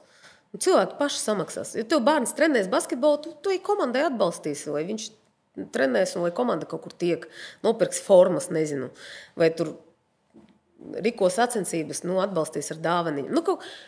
Visi ļoti labprāt atbalstīs sportu. Man tā šķiet. Es nezinu, varbūt es kļūdos, varbūt kaut kāds dzīvoju kaut kādā sapņu pasaulē, bet vismaz cilvēki, kas man ir apkārt, un es pati, es noteikti atbalstītu. Ja es varētu izvēlēties samaksāt to summu tur vai tur, es samaksātu sportā. Labi, nobeidzot, bet tā revolūcija, tur būs turpinājums? Es ļoti ceru, ka būs turpinājums. Pirmkārt, kas man uzreiz jāsaka, ka, lai cik žēl man būtu, ka neizdevās tas pārmaiņas pilnībā, viņas tomēr piespieda federāciju ieviest pārmaiņas savā ikdienā. Valde ienāca cilvēki, kuriem ir sakars ar zirgiem. Ja? Nopietni sportisti, kas agrāk nebija, kas neiedomāja, kā var valde nebūt cilvēki, kuriem ir sakars ar zirgiem. Tagad es dzirdu arī, ka sāk domāt par to, kāpēc bērnu sports paņemsim, tagad jātnieka sportā. Tev trenēs dēls. Mēs nezinām, kas viņam jāizpild. Kādi normatīvi, lai viņš kaut kur tiktu bērnos tālāk, tur Eiropas čempionāti. Kur ir bērnu izlase? Nav. Jauniešu izlase? Nav. Ja? Tā kā sāk kaut ko vismaz domāt par to struktūru, kādiem mērķiem ir jābūt un tā. Izmaiņas ir. Vai viņas būs paliekošas, ja visu laiku nebakstīs? Nebūs, es domāju, ka tas ir tikai tāds aizsardzības mehanizms, ka ir sākts tiešām kaut ko darīt. Bet, nezinu, man ir ļoti bēdīgi par to neizdevušos revolūciju. Bet tev likās, ka būs? Man kaut kā likās, ka būs, jā. Piedod, tad, kad es dzirdēju pēc tam, ka daži labi bija balsojuši ar 19 balsīm. Ja? Tā vienkārši paskaidrošu. Tātad, es esmu ar lielu pieredzi sporta organizācijās. Ja? Es saprotu, ka kādreiz uz pilnvaras pamata nobalso kāds biedrs par citu biedru. Tāpēc, ka var būt kaut kā tehniski. Kaut gan arī īstenībā tas, manuprāt, ir īstenībā nepareizi. Ja tu nevari piedalīties, ja tu nevari ierasties, tad tu nevari piedalīties. Ja? Jo tas tomēr personisks balsojums. Bet tad, kad es dzirdēju, ka Jātnieku federācijā neta 19, lai man atvaino Jātnieku federācija, ja bija 17, ja? Bet tas tik un tā ir kaut kāds, tas ir kaut kāds vienkārši totāls, vienkārši idiotisms. Tas vienkārši nav iespējams. Tas ir absurds un tā nedrīkstētu būt. Bet zini, kas sagrāva mani visvairāk? Ne tas, ka nobalsoja par esošas tur valdes un prezidenta palikšu amatos. Man sagrāva tas, ka 60 pāri, 66 laikam cilvēki, tas ir 66%, ja, nobalsoja pret debatēm. Jā. Pret debatu iekļaušanu. Tas ļoti indikatīvi. To es nespēju sagrimot, un tas man reāli sagrāva. Es domāju, tas ir šausmas. Cilvēki pat negrib dzirdēt, uzdot jautājumus, parunāt. Tas ir briesmīgi patiesi. Tas ir briesmīgi. Kāpēc tu pati nekur nekandidēji līdz šim nekur kādā organizācijā? Bet tev, laikam, pat pilsonības moments pat... Tas arī bija svarīgs moments. Protams, jā. Tāpēc, ka visam dzīve jānotiek, laikam tad, kad jānotiek. Ja? Es klausījos vienu tavu interviju, man ļoti patika tas, ko tu teici, ka tu jau 10 gados zināji, ka tu gribi būt politiķis. Jā. Ka tu skaties televizoru un tā. Man liekas, ka man tā kā tev ar zirgiem. Jā. Es reāli 8 gados, 9 ziņas man bija galvenais raidījums, es gaidīju. Tas ļoti neparasti. Man līdz šim dzīve nebija tāda saskare ar kaut es trenēju un biju treneris. Es kaut kā tik ļoti neizdomājos par tām lietām. Varbūt tāpēc, ka es ļoti koncentrējos uz to pārējādas, uz to Riharda panākumiem, ja, tajā Tokijā. Jo man jau arī liekas, ka ko tu darītu, tev tas jādara ar visu sirdi, ja, tev tajā jābūt. Ja man pirms Tokijas kāds palūgtu uzvēlēs vēlēšanas, gadās tādas situācijas dzīvē, tu esi tur starp diviem cilvēkiem vienā vārdā vai kaut kas, tu tā pasaka, man vienmēr tā vēlēšanas bija medaļa Tokijā. Es ne par ko citu nedomāju. Tas bija mans absolūtais ceļš. Tajā brīdī tu nevari sākt nodarboties, ar politiku, sportu vai sporta attīstību. Tad, es esmu izgājis tādu posmu, tas iestājos tajā maģistratūra, kas man ļoti atver prātu, tieši par tās problēmas globalizēšanu. Es sastapos savos treniņos, kā tu saki, ar bērniem, kas nemāk pietupties, ja, tāvā gadījumā. Es arī tādus bērnus ļoti daudz zinu. Viņi tagad māk visi. Bet es aizdomājos globāli par sportu un par to, ka šī nozara ir ļoti jāmaina. Un man tas mācības īstenībā deva tādu sajūtu, ka varbūt ir laiks sākt domāt arī par kaut ko tādu. Tagad manā dzīve pienācis. Jo es domāju, ka Rihards jau tiks tagad galā ar dzīvi, un tūlīt jau ir tā Parīze. Un man ir visādi interesantas domas un projekti galvā, jā, bet tāpēc es to nedarīju. Tāpēc, ka es biju ļoti koncentrēta uz to lietu dzīvē. 2 mazi jautājumi, bet tad, kad tu to olimpiādē, to sudrabu dabūji, jūs izcīnījāt, tā sajūta kāda, ka tu tik ilgi esi to vēlēsies? Bija tā sajūta arī tāda? Tā sajūta ir ļoti interesanta, es tev pastāstīšu. Tas ir tāds psiholoģisks fenomens, kuru es beidzot arī piedzīvoju pati. Tātad es labi atceros to dienu, kad viņš startēja, kad viss... Tur arī vēl viena svarīga lieta. Tas ir ļoti liels komandas darbs. Visi jau zina to Rihardu, kas gūst to medaļu. Bet komanda ir ļoti liela. Komanda ir tehniskais treneris, kas tehniski trenē.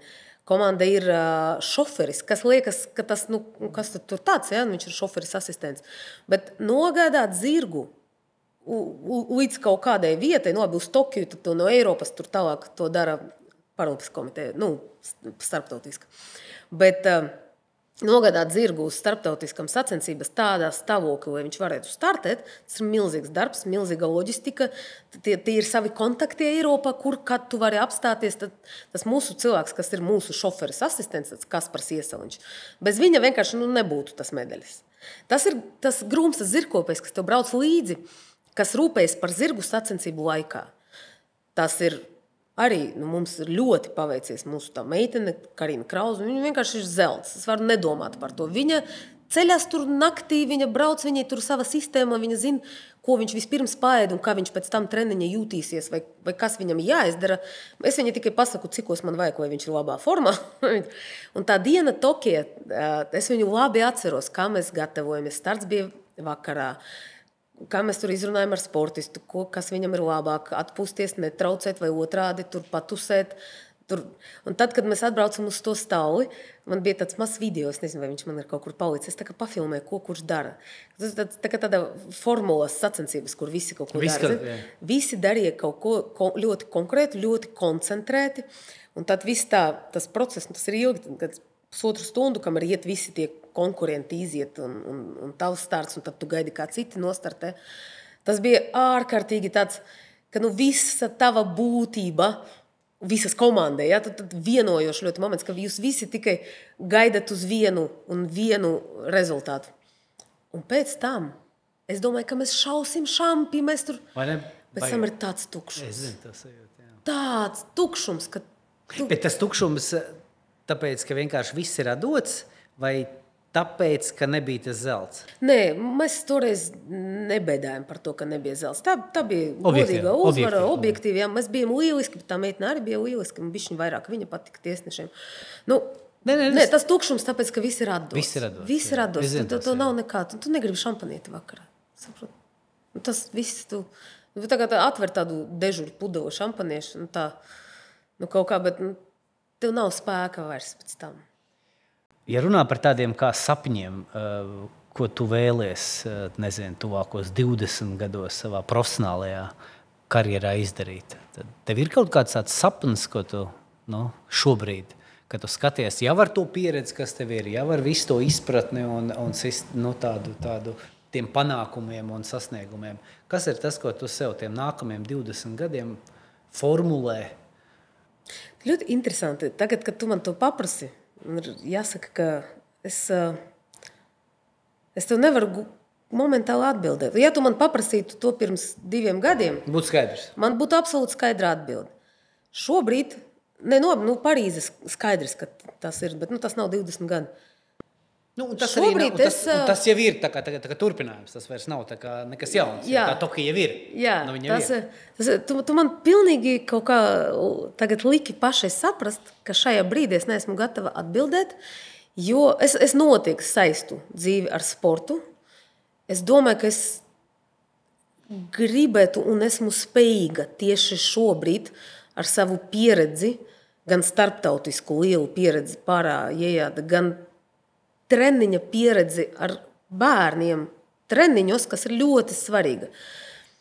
Gan zināšanām, kas man ir, es esmu spējīga uz kaut ko vairāk, ka tikai viena sportista attīstība.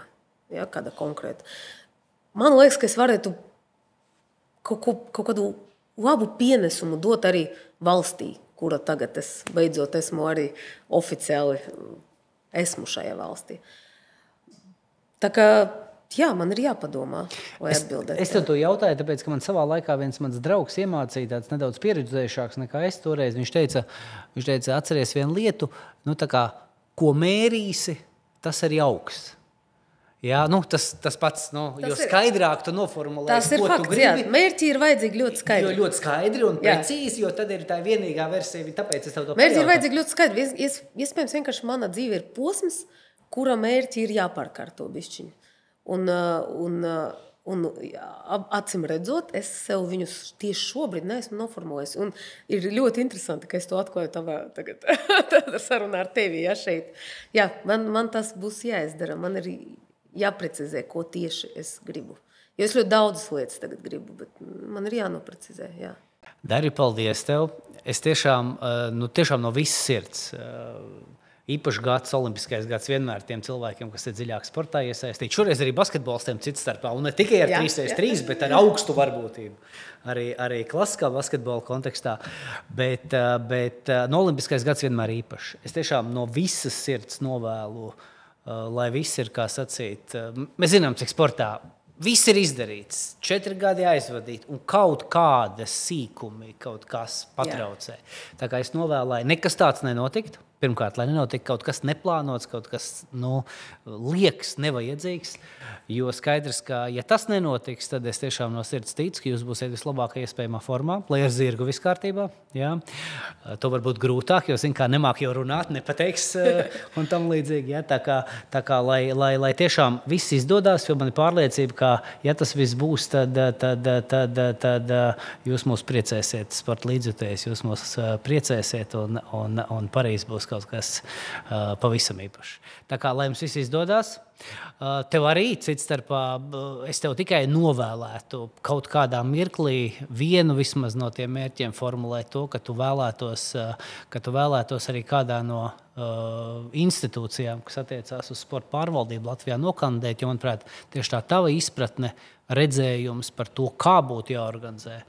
Un īpaši ar to pieredzi, strādājot ar cilvēkiem, ar invaliditāti, bērniem ar invaliditāti. Manuprāt, tas ir tieši tas, kas mums pietrūkst, lai bišķi salauztu un izmainītu to postsociālistisko domāšanu, kurā, diemžēl, sporta attīstībā, manuprāt, mēs vēl ar vienu iestrēgstam un pēc tam brīnamies, kāpēc rezultāti mums it kā ir. Bet tāpat laikā bieži vien... Bet par spīti, kad tu teici. Bet par spīti un tomēr situatīvi, nevis sistēmiski. Jā, viņi ir situatīvi. Te vienā sporta veidā, te otrā. Viņi nav tādi, ka mēs varam plānot tādu rīku. Un tā, manuprāt, ir pieejas lieta. Tā kā es tev tiešām novēlu iedvesmu saglabāt un lai viss jums lieliski un lai šis gads tiešām forši. Paldies tev. Paldies tev, Liels.